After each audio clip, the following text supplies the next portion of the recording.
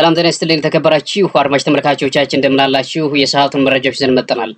አብራችሁ ቆዩ ዘንድ የአክብሮት ግብዣችን ነው። አድማጭ ተመልካቾቻችን ዛሬም የተለያዩ መረጃዎችን ወደ እናንተ ይዘን መጥተናል።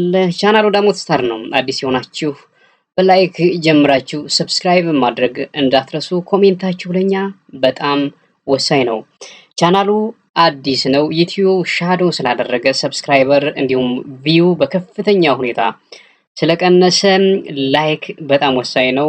ቡስት እንዲሆን ስለሚያደርገው ቪዲዮውን ስትከፍቱ በላይክ ጀምራችሁ ለማየት ሞክሩ። ተመልካቾቻችን ይህንን ካልሁ ዘንድ እንግዲህ አንድ ሁለት እያልሁ ወደ እናንተ ማድረሳቸው መረጃዎች አሉ። ከመጀመሪያው ልጀምርላችሁ። ወደ አማራ ክልል ውሰዳችሁ። አማራ ክልል ምርጥ 150 መኒሻ ብሎ በርካቶችን እያታለለ ነው። በአማራ ክልል ተሰግዝገው ከአንድ ቦታ ወደ ሌላ ቦታ በተሽከርካሪ ሳይሆን በሄሊኮፕተር ተጠቅመው የሚንቀሳቀሱ የአማራ ብልጽግናዎች አሁንም የአማራን ሕዝብ እርስ በርሱ እያባሉት ነው። በጣም ነው የሚያሳዝነው። አንተ ምርጥ 150 ሚኒሻ ከሚባለው መካከል ነህ እያለ በገንዘብ በማማለል አንተ ጀግና ነህ ምርጥ ሚኒሻ ነህ በማለት ገበሬውን በማታለል አበል በመስጠት አይቶት የማያውቀውን የቀን አበል በመስጠት እንግዲህ ገበሬው ታውቃላችሁ አርሶ ቆፍሮ አምርቶ የሚኖር ነው። ከብር ጋር ብዙም ግንኙነት የለውም። ገበሬው አይቶት የማያውቀውን ውሎ አበል ሲለቅበት አይደለም የጎረቤቱን እዛ አካባቢ ያለውን ይሄ ድርና ቁ ምናምን የገባው ሌላ ልጁን ሁሉ ሊገል ይችላል። በገንዘብ ማህበረሰቡን እያጨፋጨፉት ነው። አንተ ምርጥ 50 ነህ የሚባል ድራማ ምንድነው? እነዚህ ካድሬዎችን ማን ነው ግን ኃይል ይላቸው የሚገባ? በርካታ ምኒሻ አሁን ምርጥ 150 ውስጥ ነህ ሲባል በቃ እየፎከረ አረቂ እየጠጣ እየሄደ እየገጠመ ነው። ከማን ጋር እንደሚገጥም ሁሉ አያውቅም። ከፋኖ ጋር ይሁን ከአክስቱ ልጅ ጋር ይሁን ሚስቱ በዛ በኩል ተሰልፋ ተኩስ የሚያውቀው ነገር የለም። አረቂ ከተጠጣ በኋላ ከተኮሰ ነው። አረ በስማም በጣም ነው የሚያሳዝነው። እና በአማራ ክልል ምርጥ 150 ነህ እያሉ የሚያታልሉ እነዚህ ካድሬዎችን በምንም አይነት ሁኔታ አይገናኝም ከማዕከላዊ መንግስት ጋር። እኛ የምናወራው አሁን እኛ የማዕከላዊ መንግስት የና አብይ አህመድ ደጋፊ ነን ብለናል። የነ አረጋ ከበደ ተቃዋሚ ነን። ምንም አይገናኝም። አብይ አህመድ ስላዘዘው ነው፣ አብይ አህመድ እያስፈራራው ነው አረጋ ከበደ ይህን የሚያደርግ የሚባል ወላ ምናምን የለም። ምን አባቱ ወንድ አይደለ አንጠልጥሎ አይደል? ምን አባቱ ይታዘዛል? ኔቨር አይለው። ስለዚህ አረጋ ከበደ እነ ተመስገን ጥሩነህ የሚሰሩ ስራ በጣም አሳፋሪ። ምርጥ 150 ነህ እያሉ ብር እየሰጡ እያጋደሉት ነው አማራ። እና አንድ ነገር ሊባል ይገባል። አንድ ነገር የፋኖ ኃላፊነት አለባቸው። በርካታ ባንዳዎች ፋኖን ብለው ወደ ፋኖ የተቀላቀሉ አንዳንድ እጅ እየሰጡ ያሉ ግለሰቦችም እንዳሉ እየተስተዋሉ ነው። ይህ እንግዲህ ትግሉ ዝም ብሎ በ30 ደቂቃ በአንድ ቀን በአንድ ዓመት ምናምን የሚያልቅ የሚመስላቸው ከትልቅ አገር ከሚያስተዳድር መንግስት ጋር የአገሪቱን በጀት ከሚያንቀሳቅስ ባንኩንም ምኑንም ታንኩንም ከያዘ መንግስት ጋር ገጥሞ የሚዝለጠረጥ አለ። ዝም ብሎ በአንድ ፊሽካ የሚሄድ ምናምን የሚመስለው አለ። በሳያቱ ነው እንጂ ይሄ ነው በቃ ትግል ማለት ነው። እየሾለክ ምናምን መጥፋት። ኤኒሃው እስኪ ወደ ሌላ መረጃ እንወስዳችሁ። ባህር ዳርን በጥር ኑና ጎብኙት ሰላም ናት እያለን ነው ጎሹ እንዳላማው የባህር ዳር ከንቲባ። የሚገርም ሰውዬ ነው ይህ ታሪካዊ ሰውዬ። እንዴት እንደሚያሽቃብጥ ባህር ዳር ላይ ሆኖ ሲስሙት እስኪ። የባህር ዳር ከተማ ለጎብኚዎችና ለነዋሪዎች ምቹ ከተማ እንድትሆን ሰላምን በማረጋገጥ በኩል ሰፊ ተግባራት ተከናውነዋል ያሉት ጎሹ እንዳላማው ለሀገር ውስጥና ለውጭ ጎብኚዎች ምቹ ሁኔታዎች ተፈጥረዋል ብለዋል። የጥርን በባህር ዳር የዚህ ዓመት አንዱ ትልቁ ምላሽ ይሰጣል ብለን የምናስበው ባህር ዳር ሰላም ናት፣ ዓለም አቀፍና የሀገር ውስጥ ቱሪስቶች በሰላም ወጠው ተዝናንተው የሚገቡባት ከተማ ናት የሚለውን ማረጋገጫ ማህተም ሆኖ ያገለግላል ብለን ነው የምናስበው። ይሄ ደግሞ ባህር ዳር ላይ ቁጭ ብሎ አንድ ጥያቄ ጠይቁት። ማለት ጥርን በባህር ዳር ነውና አክብሩ የተባላችሁ እንግዶች አማራም ልትሆኑ ትችላላችሁ። ሌሎችም ወደ ባህር ዳር ለመሄድ ያስባችሁ አማራ ክልል ወይንም ባህር ዳር ለመሄድ በምን ትራንስፖርት ነው የምትሄዱት? ይሄ ሆዳም ከርሳም አሁን እዛ ባህር ዳር ላይ ትኖራለህ ወይ ቢሮ ቁጭ ብለህ ትውላለህ ወይ በሉት። ሲጠይቁት በደንብ ራሱ ሰውየውን ጠይቁት። አሁን ባህር ዳር ከተማ ዝም ብሎ እዛ አጋጣሚ ዝም ብለህ ከላይ ከሰማይ ዱብ ብትል ዝም ብሎ ሰላም የሆነ ምናምን ይመስላል።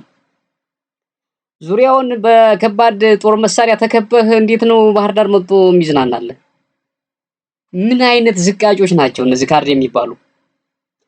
አፈሙ ዙሪያውን 360 ዲግሪ ተደቅኖ ከተማዋ ላይ እንዴት ነው ባህር ዳር መጥቶ የሚዝናናል? በየትኛው ትራንስፖርት ነው የሚመጣ?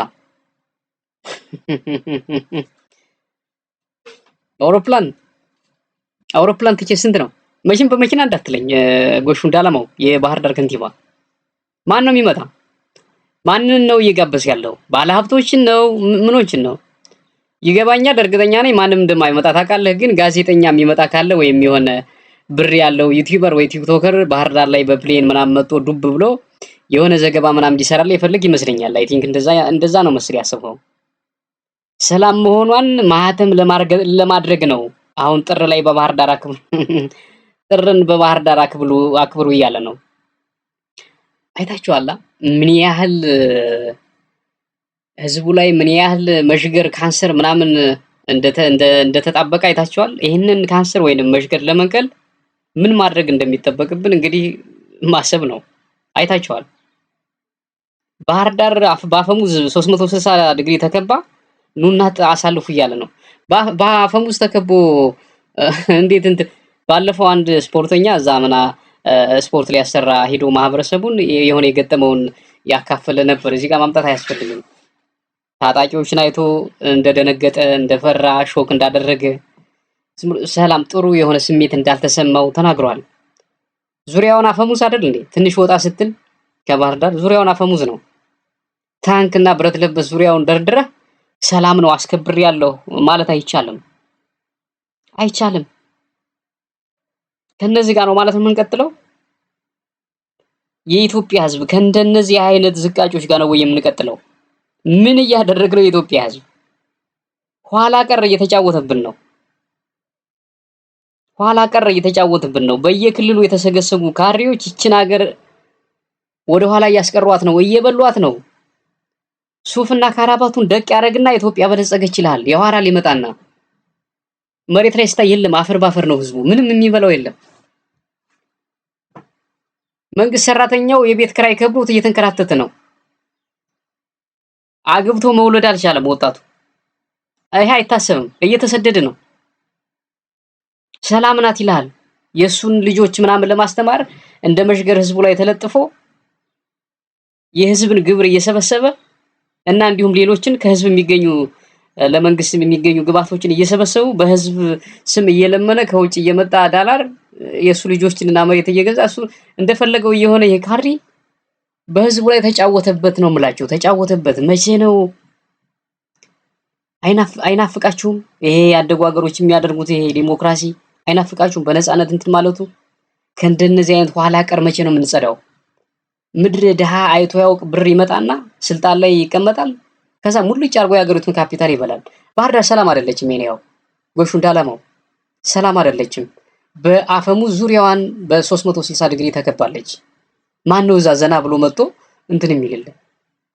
እኔው ፋኖን ሲያጥላሉ ነበሩ ባለፈው ብልጽግናዎች፣ አማራ ክልል ብልጽግናዎች። ትናንትና በደብረ ማርቆስ ዙሪያ ምን እንደተፈጠረ ሰምታችኋላ? እስኪ ቺኛዋ ሰምተን እንመለስ። ደብረ ማርቆስ ዙሪያ መከላከያ ፍተሻ ብሎ ወጣ። ፍተሻ ማለት ዝም ብሎ የፋኖ ለመልቀም ማለት ነው። ከደብረ ማርቆስ ሲወጣ ህዝብ መንገድ ዘግቶ ሞርታር፣ ዲሽቃ፣ ይሄ ስናይፐሩ ምናምኑ ከባድ የሚባሉ መሳሪያዎችን ጥሎ ሄዷል።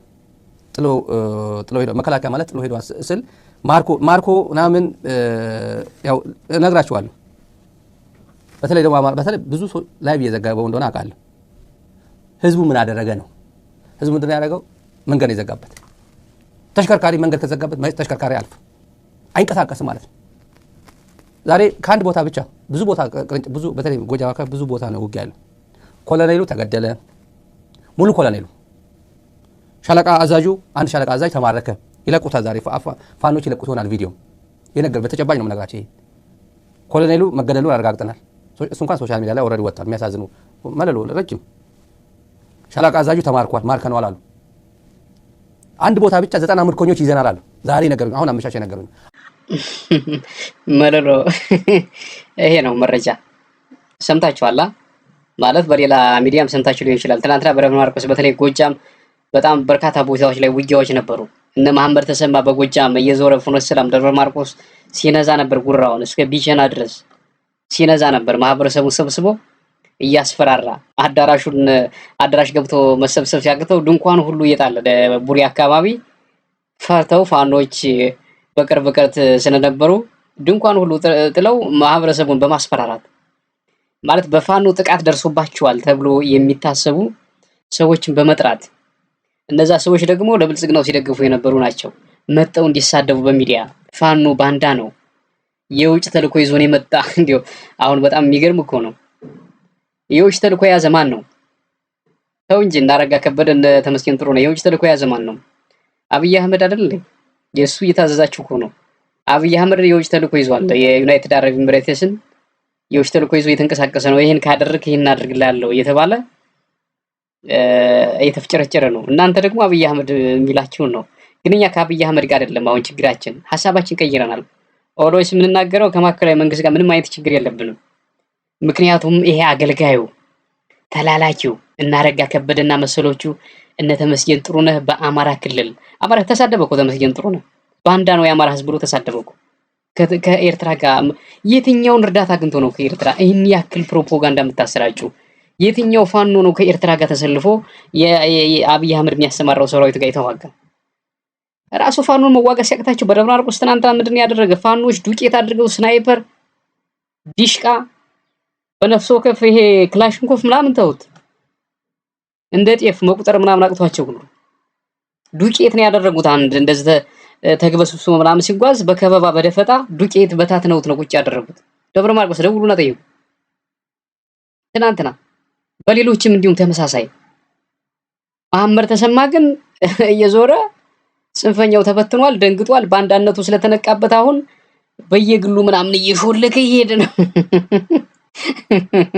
አይ መሐመድ ተሰማ ደግሞ ወሎ። በነገራችን ላይ የማታውቁት መሐመድ ተሰማ ወሎዬ ነው እና በዛ ላይ ሙስሊም ነው። በጎጃም አካባቢ የተመደበ ደግሞ ሙስሊም ስለሆነ ጎጃም አብዛኛው ክርስቲያን ስለሆነ ይጨክናል ተብሎ ነው። በነገራችን ላይ ይሄ ሶስተኛ ነው የምነግራችሁ። ሶስተኛ መሐመድ ሙስሊም ስለሆነ መሐመድ ተሰማ፣ ጎጃም ደግሞ ክርስቲያን ኦርቶዶክስ ስለሚበዛ አለ እኮ ሙስሊም እኮ በየከተማው ምናምን አለው። እንዲያው አስተሳሰባቸውን የፖለቲካውን ነው የምላችሁ። መሐመድ ሙስሊም ስለሆነ ጎጃም ላይ እንዲጨክን ጨክኖ እንዲጨፈጭፍ ህዝቡን ብሎ ነው አብይ አህመድ የመደበው። አማራ እኮ ነው የሚገርማችሁ፣ ወሎዬ እኮ ነው። እንዴት እንደዚህ ይጫወትባቸዋል አማራንን የምትሉ ግለሰቦች። አንተ ቤት መስሪያ ወረዳ ላይ እንደዚህ መሳያ ትሆናለህ። አሁን ጀነራል ነህ አንተ። አሁን ማለት መሐመድ ተሰማ ጀነራል ነህ። ምን አለ አይደል የሆነ ኮስታራ ምናምን ለመምሰል ምናምን ቀዳዳ ፉርንክስ እንደሆነ እኮ ውሃቶች ያውቀዋል እኮ። በአንድ ጥይት የሚሸና ተኩስ አካባቢ ሁሉ አይቆምም አሉ መሐመድ ተሰማ። የሆነ ሆቴል ሆኖ ወይ የሆነ ቦታ ሆኖ በሚሊታሪ ሬዲዮ ብቻ ነው አረ በእናታችሁ ተኩሱ አተ ኮሎኔሉን ምናምን አዛዥ አይደለ በለው። ዝም ብለህ በከዘራ የማይዋጋ ከሆነ ወደፊት ምናምን ይቅጠምፋን ነው እየሮጡ በከዘራ እየመቱ ነው አሉ የሚያዋጓቸው። ወደ ኋላ ምናምን ሲሸሹ ከኋላ ሆኖ ኮሎኔሉ ይሄ አዋጊዎች ምናምን በዱላ ሄዶ ወደፊት ምናምን ግጠም። እንዴ ፋኖ እንዴት ነው ያ ህፃናት ፋኖ ለምንይችል እንዴት ነው?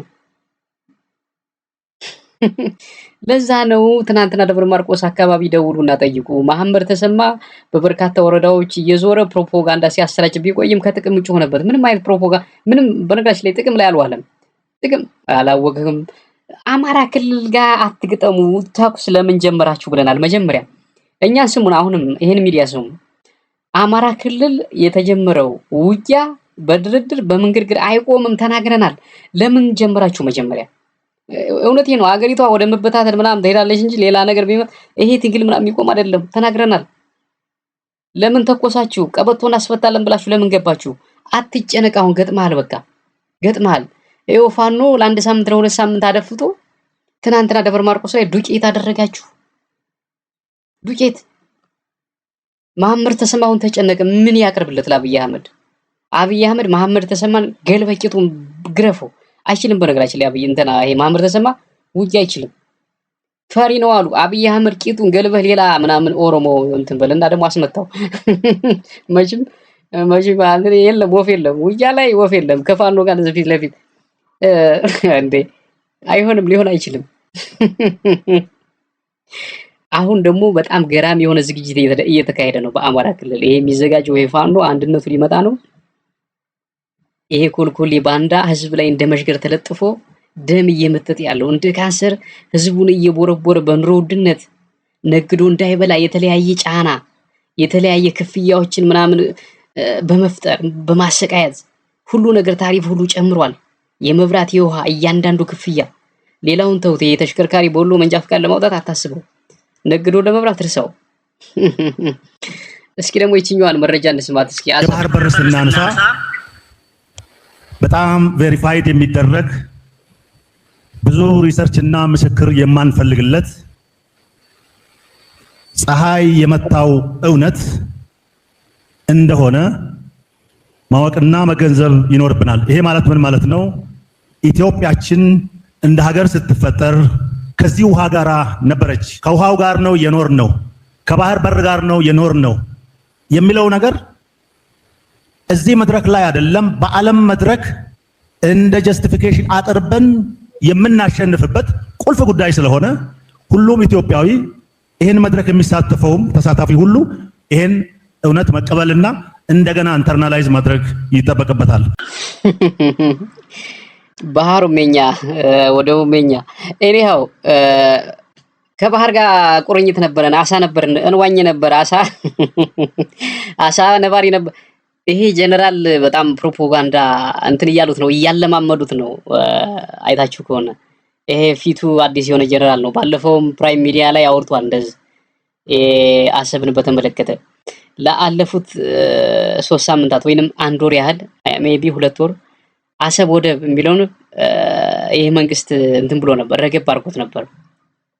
አሁንም እንዲሁ በቃ አይደብራችሁም? ግን አይደብራችሁም ወይ? እንዴት ነው የምታስመልሱት? ሲያሰብን ይኸው እኛ ተናግረናል። በአሰብ ጉዳይ የአብይ አህመድ መንግስት አይዋጋም፣ አንድ ጥይት አይተኩስም ብለናል። ያዙልኝ ይሄን ቃል እንትን እንዳትሉ።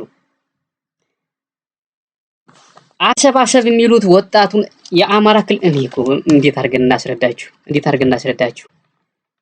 በቃ እንትን ነው ገብቷችኋላ? አብይ አህመድ አሁን ፓርላማ ላይ ስለ ጸጥታ ጉዳይ በአማራ ክልል ስላለው ጉዳይ ሲጠየቅ ማውራት አይፈልግም። ምክንያቱም በአማራ ክልል ያለው የፋኖ ውጊያ ከባድ ነው። ሁሉንም ማመን አለብህ። ክልሉ በጣም ግዙፍ ነው። እንደዚህ ስቅዝ አድርጎ ያዘው ብልጽግናውን የአማራ ክልል ጉዳይ ነው። በቃ አለቀ። ትናንትም ተናግረናል። ባህር በር ይላል ጨነቀው። ባህር በር ጋር አይዋጋም እኮ አሰብን ላስመልስ ነው። ይኸው ፋኖ ከእንትን ጋር ያወሳስቡታል። ፋኖ ከኤርትራ ጋር እየሰራ ነው አሰብን ላስመልስ እንትን እያሉ። በነገራችን ላይ አንድ ነገር እንገራችሁ። እንዲያው ዝም ብሎ በታሪክ አጋጣሚ ይሄ አሰብ የሚባለው ወደብ ቢመለስ ይሄ መንግስት እያለ ስልጣን ላይ እያለ ለኢትዮጵያ ቢሆን እንዲያው ከአሜሪካ ከሌሎች ምናምን ሀገራት ጋር ዲስከስ አድርገው እንዲያው ለኢትዮጵያ ይገባታል ተብሎ ይሄ መንግስት ስልጣን ላይ እንዳለ ቢመለስ ምንም ይሆን ይመስላችኋል? ምንም ይደረግ ይመስላችኋል? አማራ ላይ ጥላቻ ነው ይበልጥ የሚዘራው። ምን አይነት ጥላቻ ይመስላችኋል የሚዘራው? እኛ አሰብን ለማስመለስ ጦርነት ልንጀምር እየተደራደርን ምናምን እየተነጋገር በንግግር የማይሆን ከሆነ ጦርነት ምናምን ለማወጅ ምናምን እንትን በምንፈጋበት ጊዜ የአማራ ክልል ህዝብ ግን እኛን ሲዋጋን ነበር። ስለዚህ አሰብን ያስመለስነው እኛ ነን። የአማራ ህዝብ አሰብን አላስመለሰም፣ ምንም አይነት ተጽዕኖ የለውም ተብሎ ታሪክ ላይ ይጽፉታል ራሳቸው። እንዲሁ አጋጣሚ ቢመለስ ይሄ መንግስት እያለ ነው የምላቸው የአማራ ህዝብ ተብሎ ነው። አሁን ግን ጽንፈኛው እያሉ ነው አይደል? ለይተው እንትን የሚሉት ይሄ ጽንፈኛው ፋኖ የአማራ ህዝብ ማይወክል ነው አይደል እያሉ እንትን የሚሉት። በኋላ ግን አሁን ቢመለስና ታሪክ ላይ ቢጽፉት ወይም ቢናገሩት ካለፈ በኋላ አሰብ ከመጣ በኋላ የአማራ ህዝብ እጁ የለበትም አሰብን ማስመለስ ላይ ነው የሚባለው። አይታችኋላ? ፖለቲካ እንደዚህ ነው የሚሰራው። ስሙ ይጠፋል ከዛ የአማራ ህዝብ። ምክንያቱም አሁን ፋኖ ቢተዋጋ ነው። ግን የአማራ ህዝብ አይደለም የሚዋጋ፣ አማራን አይወክልም፣ ፋኖ የሚለውን ስም አይወክልም እያለ ብልጽግናው ያወራል። እና ይሄ ጀነራል ፕሮፓጋንዲስት ሊሆን ነው፣ እየተለማመደ ነው። ኤክሰርሳይዝ እንዲያደርግ አብይ አህመድ እየነገረው ነው። አሰብ ይሉናል። ለምንድነው አሰብ የሚሉ? አሁን ወታደሩ የለም እግረኛ የሚባል በአማራ ክልል ለመዋጋት አልቻለም። ጠይቁ፣ በደንብ ጠይቁ። የኦሮሚያ ወጣት ደግሞ ወደ ሚሊታሪ ለመቀላቀል ፈቃደኛ እየሆነ አይደለም፣ እየጠፋ ነው። ወደ አማራ ክልል ሲባል ይፈራሉ። ሽንት ነው የሚለው። እንዳትሄዱ ተናግረናል። እንዳትሄዱ። እዛ 4 ኪሎ ቁጭ ብሎ ዝም ብሎ ቢኮፈስ አብይ አህመድ ቢፎክር አብይ አህመድ ሂዶ አይዋጋልህ፣ ምላጭ አይስብ። እሱ 4 ኪሎ ቁጭ ብሎ አንተን ቢልክህ እየፎከረ እዛው ተቃጥለህ ነው የምትቀረው። እዛው አማራ ክልል አፈሩ ላይ ተቀብረህ ነው የምትቀረው። እንዳትሄድ ተናግረናል። ጥርሱን ነክሶ እየታገለ ያለ ፋኖ አለ፣ ለእውነት የቆመ ማለት ነው። አንዳንድ እንዲዛ አልፎ አልፎ ብትን ብትን የሚሉ እጅ ሰጡ የሚባለው እሱን እርሳው። እሱ በትግል ሂደት ላይ የሚገጥም ነው። ትግሉ 1 ዓመት 2 ዓመት 3 ዓመት ሲሆነው እንትን ይላላቸው ይሄ ኢንተሌክቹዋላቸው የፖለቲካ አዌርነስ የሌላቸው በግርግር ገብተን ተመለስን የጽንፈኛው እየዘረፈ ነው እያሉ ለፕሮፓጋንዳ ብር እየሰጧቸው እያወሩ ነው። ኔቨር ጥርሱን ነክሶ እየተዋጋ ያለ አለ። ወፍ የለም ወይ ንቅንቅ ወይ ንቅንቅ። መጀመሪያ ሁሌ የምንናገረው ይሄ ነው። መጀመሪያ መተኮስ የለብህም ነበር ክልሉ ላይ። ጎንደር፣ ጎጃም፣ ሸዋ እያሉ ለመበተን ጥረት አደረጉ። እሱም አልተሳካም። እነ መሐመድ ተሰማ አሁንም ይላሉ እየተበተነ ነው እያለ ነው። አሁን ስማው እዚህ ጋር ፎቶ ላይ ይሄ የምታዩት ይሄ ፒክቸር መሐመድ ተሰማ የሚባል ፈሪ፣ በርጋችን ላይ ቁጥር 1 ፈሪ ነው አሉ። ጀነራል ተብሎ ራሱ መጠራት የለበትም ይባላል። ሼር አድርጉ፣ በደንብ ኮሜንት ስጡ። ስለ ጀነራል የምታውቁ ካላችሁ ጀነራል መሐመድ ተሰማ ወሎ አካባቢ ሰው ነው እና ባህር ዳር ወይም ሰሙዌር እነዚህን የመከላከያ አዛዦችን የአድማ ብተና አዛዦችን ምናምን ሰብስቦ የፖሊስ አዛዦችን ኮሚሽነሮችን ምናምን ሰብስቦ የሌለ ሲቀባጥር ነበር አሉ። የሌለ ጽንፈኛ የሚባለው ደንግጧል። ጽንፈኛ የሚባለው ይሄ በተለይ በጎጃም አካባቢ አይደለም የሚንቀሳቀስ መሐመድ ተሰማ ደንግጧል። ለምን ሲባል ባንዳነቱ ስለተነቃበት ህዝቡ ነቅቶበት በቃ ደንግጦ እንዳለ በየግሉ እየተበተነ ነው አለ። በቃ ደውለህ ጠይቅ። ደብረ ማርቆስ ፍኖተ ሰላም አካባቢ፣ ቡሪ አካባቢ ዛሬም እስኪ ደውለህ ጠይቅ። አረ ፖለቲካ እንዲህ በቴክኖሎጂ ዘመን እያንዳንዷ መረጃ በሰከንድ እያንዳንዷ እጃችን ላይ ምናምን ሪያሊቲው ምናምን እያረጋገጥን ሁሉ በሚደርስበት ዘመን በቴክኖሎጂ ዘመን እንደዛ አይነት ፕሮፓጋንዳ በጣም ነው የሚያስጠላ። በጣም ያስጠላል። ተበታትኗል ይባላል እንዳለ በቃ በየግሉ እየተበታተነ ነው አለ። ምንም የለም ግን አለ። ከዛ መጨረሻ ላይ ምን አለ? ግን ሙሉ ሰላም ምናምን ለማስፈን በቃ መዋጋቱን እንቀጥላለን እና ኦፕሬሽን እንቀጥላለን። ምሬነ ፉከራ ታዲያ። ስለዚህ አልጨረስንም። ፋኖ አለ ማለት ነው። ዘሪቨርስ አለ ማለት ነው እንግዲህ። ስለዚህ ይሄ ማለት ሰላም ለማስከበር እንትኑን እንቀጥላለን፣ ይሄ ውጊያውን ኦፕሬሽን እንቀጥላለን ማለት አልተነካም ማለት ነው። ፋኖ እንግዲህ ብልጽግና ይሄን ብሎ ከተናገረ ዘሪስ በቃ ቋጥኝ የሆነ የፋኖ ግሩፕ አለ ማለት ነው። ያልተነካካ እና የመከላከያ ወይንም የነ መሐመድ ተሰማ ወይም ፋና ላይ የኢትዮጵያ ዲፌንስ ፎርስ የፌስቡክ ገጽ ላይ ወይም የኢፌዴሪ መከላከያ ሰራዊት ምናምን የሚለው የፌስቡክ ገጽ ላይ ሄዳችሁ ብታዩት ወደ 1 ሚሊዮን እንትን አለው። ሂዱና የተጻፈውን መሐመድ ተሰማ ምን እንዳለ አስፍሮታል። የመከላከያ ፌስቡክ ገጽ መሐመድ ተሰማ አብይ አህመድ መሐመድ ተሰማ እየዋሸ ነው። ምንም አይነት ኦፕሬሽን አልሰራም። ይሄ ደንግጧል ምናምን እንዴ ወይ አብይ አህመድ ያወራ አንተቶ ተበትኗል። የት የተበተነ ባይዘዊ አብይ አህመድ ስንት እየጠራ ምናምን አስፈራርቶታል። በጎጃም አካባቢ የሚንቀሳቀሰው ፋኖ ከሌሎች አካባቢዎች ለየት ስላለበት አብይ አህመድ ያላሰማራው የለም። ኤሊት ፎርስ በወለጋ በየአቅጣጫው በአዲስ አበባ በደጀን በኩል በተለያየ አቅጣጫ አባይን ክሮስ እያደረገ ከጎንደር ከመተማ እየጫነ እንዳል ወደ ጎጃም ያለው ፋኖ ይበተን እንጂ ሌላውን የግድ የለኝም ብሎ አብይ አህመድ መሐመድ ተሰማን በየቀኑ እየደወለ እየጨቀጨቀ አልቻልሁም እያለ እየተደበቀ እየተንቀጠቀጠ ሁሉ ነው የሚዋረው። እኔ ምን አባቴ ላርግ እያለ ግን አሁን እዚህ ጋር መድረክ ላይ ወጥቶ ይሄ የሚሊታሪ ዩኒፎርም ለብሶ እንደዚህ ሲያወራ ጀነራል ምናምን ይመስላችኋል አይደለም። የሆነ ሃይላንድ ሁሉ ቋቋ በሰጥበት በኋላ እንዳል ቅዘን በቅዘን የሚሆን ግለሰብ ነው። ቅዘን በቅዘን ለሆዱ የሚያድር እንደዚህ አይነት ግለሰብ እንደሌለ ይነገራል። በዋት ጊዜ ቀጥ ብሎ እንትን ሲል የነበር ነው። ታስታውሱ ከነበር 2007 እና 8 የለውጡ ዋዜማ ጀነራል ተሰማ መሐመድ ባህር ዳር ላይ ያኔ ህዋቶች የባህር ዳርና ጎንደር አካባቢ ወጣቶችን ተኩሰው ሲገሉ መሐመድ ተሰማ ነበር በዛ አካባቢ የጸጥታውን ሲመራ ነበር። አይታችኋላ? ከህዋት ጊዜ ተሰልፎ ከህዋት ጋር የህዋት ጀነራል ሆኖ እሱ ነበር ሲያስተኩስ የነበረው። እዩ ገብታችሁ ያመጹ ጊዜ ባህር ዳር ሄዶ ሲያወራ በኋላ ትንሽ ጋፕ ብሎ መድረክ ምናምን ተሰጥቶት አለ ቪዲዮ ያወራው አለ። ኢቲቪ ላይም አለ፣ ፋና ላይም አለ። ይልም ያለ ባንዳ ነው የሚጭኑትን የሚሸከም። አሁን ይሄ እንዴት ሚሊታሪ ይባላል?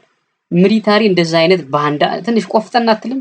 ግን ቆፍጠን ለማለት ትሞክራለህ አይደለም አይደለም የተሻለ ምናምን መሐመድ ተሰማ የተሻለ ምናምን የሚባለው በእድሜው እንትን ስለሆነ ነው።